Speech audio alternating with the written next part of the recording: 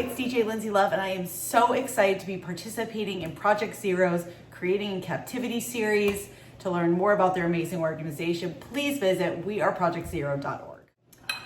So I have been spacing out all my food shops to one time every about 8 days, which means I buy a lot of bananas when I go, and over time they start to go brown. So if you're anything like me and you have an overstock of brown bananas and you think they're going bad and you don't know what to do with them, guess what? They make incredibly amazing, moist, delicious banana bread. I'm gonna give you guys a healthy, nutritious, take on banana bread that's great for you and your family, your kids, perhaps a neighbor that might need a little love. It freezes well. And I'm gonna take you through that recipe now and what to do with all these extra bananas. Okay, so now, obviously we have our bananas. You really only need basically 2.5 or 3 super ripe bananas for this recipe. And then I'm gonna do a snapshot so you can see all of the ingredients we're using, and I'll make sure that I list everything below.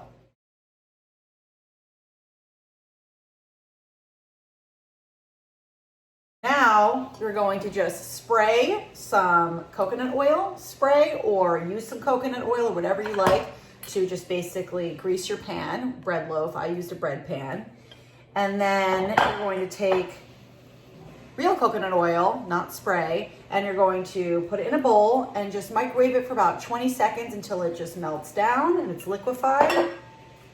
We're going to toss that in this super large glass bowl. Add our maple syrup or honey. You can use honey too. I'm using grade A Vermont maple syrup.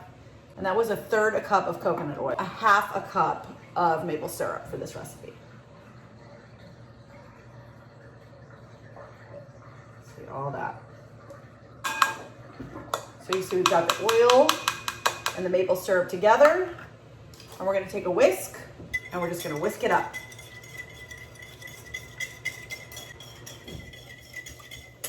You can see it getting all nice and crystallized looking. We're gonna add our 2 eggs, or if you're vegan, you can use a flax egg substitute. So 2 eggs. Beat them really well. And just beat your eggs.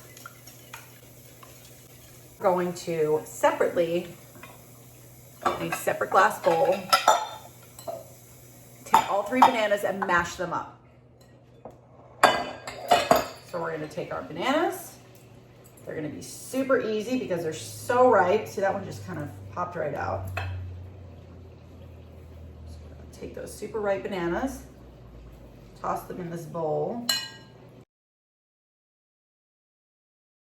So 1 teaspoon, I like to level it on the little ledge here.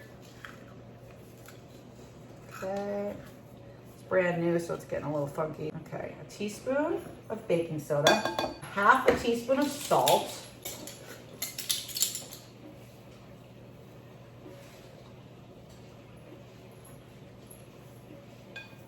a bit of vanilla extract,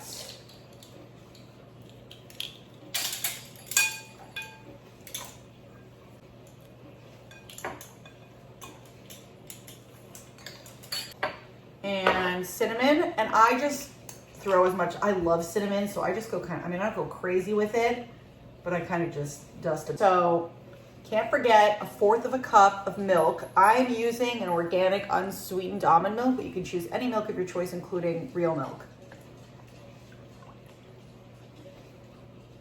Just gonna throw that in there.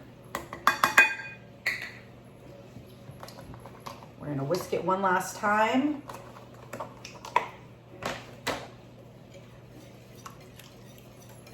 Choose to use 1/4 cup of water if you don't want to use milk in your recipe, but I think the milk gives it a creamier overall vibe and texture. Okay, now we're going to take our flour. I am using Bob's Red Mill 1-to-1 gluten-free powder. I like my bread to be gluten-free, but you can use whole wheat flour or really any flour of your choice, but just make sure if you're using like a gluten-free type powder that it's a 1-to-1, so the ratio stays the same. And we're going to do 1 3/4 cups of flour. So I'm just going to take, this is 1/2 cup, so I'm just doing it in increments. So I'm just leveling it, that's 1/2. Everything in there, make sure we're folding in. Looks awesome. And now is the opportunity to mix in whatever brings you joy, something random you have in your kitchen that you still need to use, maybe something that your kids or your family or your neighbors love. I am using blueberries. They're actually super beautiful, but they were frozen. I let them defrost overnight, but you can also defrost them in the microwave and so on. You can also do chocolate chips, chopped up pecans, chopped up walnuts. Those are also really great. Even dried fruit. I mean, there's so many great choices. Or you can even take, if you have more bananas left, some slices just to put on the top of the banana bread for a really beautiful look when it comes out of the oven. And now we're gonna take our greased bread pan, or whatever pan you're using to make your banana bread. And we're gonna let everything go in there.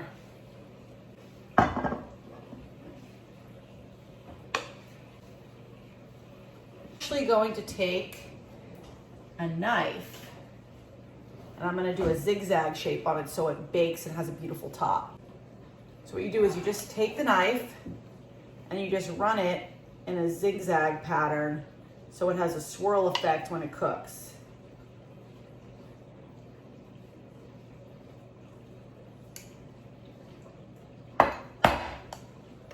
And then finally, I'm gonna take a little bit of coconut sugar from the cabinet and sprinkle it on the top for a little extra jazz. Organic coconut sugar.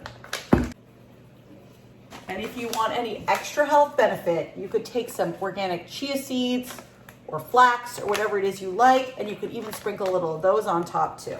Whatever it is you need to keep healthy. Okay, so there it is.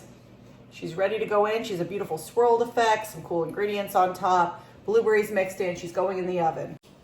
Okay, you can see that I have set my temperature to 325. I set it for 50 minutes, a few minutes already went down. It's probably gonna go till 60 or 65, but I'm gonna insert a toothpick at 50 to check on it. That's the first and last time I'll open this door, so now just leave it alone until the timer goes off.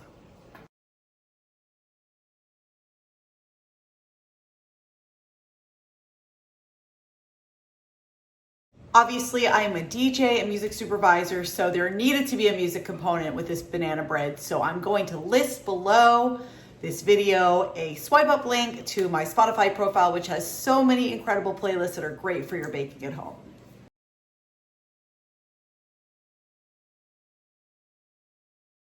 How would you like to try Mommy's banana bread? You want to try it? Oh, yeah. Another satisfied customer. Is that yummy?